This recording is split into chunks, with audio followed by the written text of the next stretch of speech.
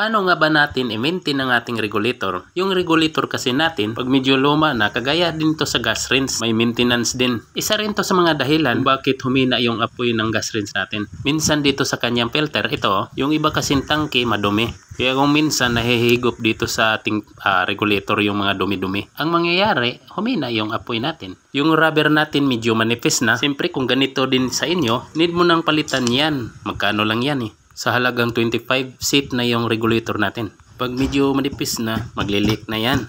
So medyo malaki-laki yung problema natin. Ito manipis na siya. Maya palitan natin yan. Gusto ko lang din tong i-share kung paano to siya i-maintain. Baka ganito din yung regulator nyo. At least may idea na kayo. Anyway, marami kasing klaseng regulator eh. Mayroong snap-on, mayroon naman ding common lang. Yung kagaya nito pero wala siyang gauge, ordinary lang. Di gaya nito na digripo pero pressurized siya. May mga gas rinse kasi na di mo siya pwedeng gamitan ng pressurized. Gaya ng Fabriano, Electrolux at iba pa. Yun kasi yung required nila. Pero hindi naman lahat. Pero halimbawa kung nagkamali kayo ng pagbili ng regulator at yung regulator naman ay hindi angkop doon sa inyong unit. Halimbawa yung gas rinse mo Fabriano tapos yung required nila yung ordinary lang na regulator. Tapos yung nabili mo na regulator is pressurized. Alam nga naman kung itapon mo, siyempre itry mo na lang din bago mo isauli doon sa may-ari or sa nabilihan mo ng store. Pag nabuksan mo na yung regulator natin, ito may spring siya. Ang purpose niyan, paglubo sa ating switch o yung ito, yung parang itim, para maganda yung laro. Para kasi ito siyang floating sa motor. Sino bang nakaayos na ng motor? Tingnan mo doon sa ilalim ng karburador. May makakita ka doon na parang floating. Pag napuno ng gasolina yung karburador mo, lulutang yun tapos mag-stop na yung gas. I mean gasolina. So ito din ito. Kagaya din to sa karburador. Pag napuno to ng hangin or gas dito, ito lulutang din to siya. Pag lulutang, yun, mag-stop din yung gas. Limbawa naggamit kayo or nagsaing kayo tapos aksidente na nasunog yung hose. Automatic kinakat niya yung gas dito. Ito dahil dito sa rubber na to. Di ko lang alam kung anong eksaktong tawag nito. Need lang natin itong punasan kasi masyado na siyang alikabok. Tingnan nyo dito sa loob. Ito, may mga dumi-dumi na siya. Parang ano to? Lawang o ano? Galing to sa tangke, I'm sure. Yung regulator kasi natin medyo luma na, 10 or 15 years. Kung hindi ako nagkakamali. Chine-check ko na kasi yung gas rinse pero mahina pa rin yung apoy niya. Kaya naisipan ko ring i-check tong regulator natin, baka kako dito madumi. Tama nga yung hinala ko. Yan tingnan nyo, ang dumi. Dito kasi sa regulator natin, maliliit lang yung butas. Kaya pag naharangan ng konting dumi, ayun, magka-problema na talaga yun. Tanggalin lang muna natin itong pinaka-switch niya. Ito yung aangat kung baga lulubo siya kung ito. Yan, kung dadaan na dito yung gas, ito lulubo. Tapos ito, aangat to siya. Ito yung nagsisilbing nagkukontrol sa gas natin. Gaya ng sinabi ko, pag nasunog yung hose natin, ito, automatic kinakat niya yung gas. Ito yun. So tingnan nyo, ang dami na talaga niyan parang alikabok, yung maliliit na kalawang. Ayan So possible ito yung mga cause. Kita nyo tong itim na to. Install muna natin. Itong itim na to, punasan lang natin kasi medyo may mga dumi-dumi. Maliit. Ito yung pinaka-stopper niya. Kumbaga, kung lulubo yung rubber natin, mag-i-stop yung gas dito. Yun yung pinaka-stopper. So buksan muna natin tong ito. Yung pinaka gas valve ang tawag nito. Sa loob nito mayroon to siyang parang hulin, maliliit lang para yung gas pag lumabas hindi na siya pabalik sa tangke. Ito yung pinaka-stopper din niya. Sa tubo, barbola. Ito siya yung hulin. Daming dumi ito. Kalawang. Naku, kaya pala mahina na yung apoy Yun pala, nahigop dito sa nag-stack up dito sa parang hulin. Ito. Dito lang pala sa loob nag-stack up yung parang mga kalawang ba to. So 100% ito yung cause bakit humina yung apoy ng gas rinse natin. Kasi na-check na natin yung gas rinse Wala namang problema doon. Mahina pa rin.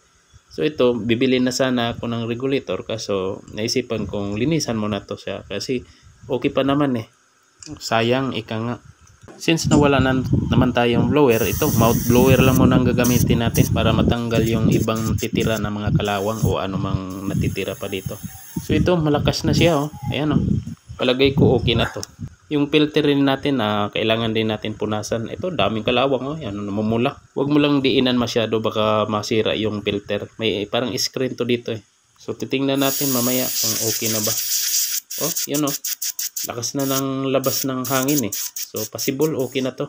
Kanina kasi parang walang lumabas na hangin eh.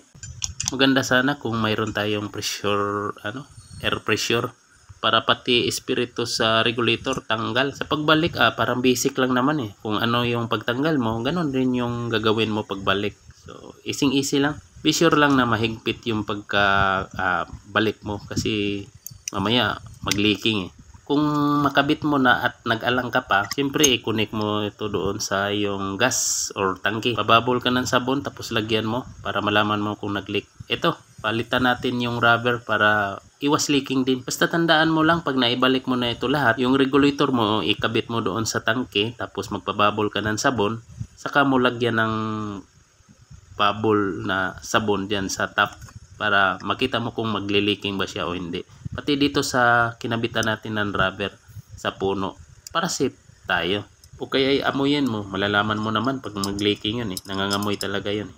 Balikan ko lang yung sinabi ko kanina. Halimbawa yung gas rinse mo required na ordinary lang tapos yung nabili mo na regulator is pressurized. Try mo lang pagkabit bago mo isauli doon sa supplier or sa mga store na nabilhan mo. Kasi kung hindi akma, ang mangyari naman napakalakas ng apoy ng iyong gas rinse o kaya oven. Ito sundan mo lang ako kung paano ko to binalik. Yung rubber natin ito. Ito yung nagdadala sa switch eh. Kung lulubo to, automatic kinakat na niya yung gas. Basta be sure lang na malinis to siya bago mo siya ibalik. Tapos higpitan mo din para hindi magsira kung sakali dadaan na dito yung gas. So isok-sok lang natin dito or isiksik. Ano bang tawag niyan? Siksik. Siksik pala. Bisaya eh. Be sure na nakapix dito sa gilid ayan para hindi mag-leak.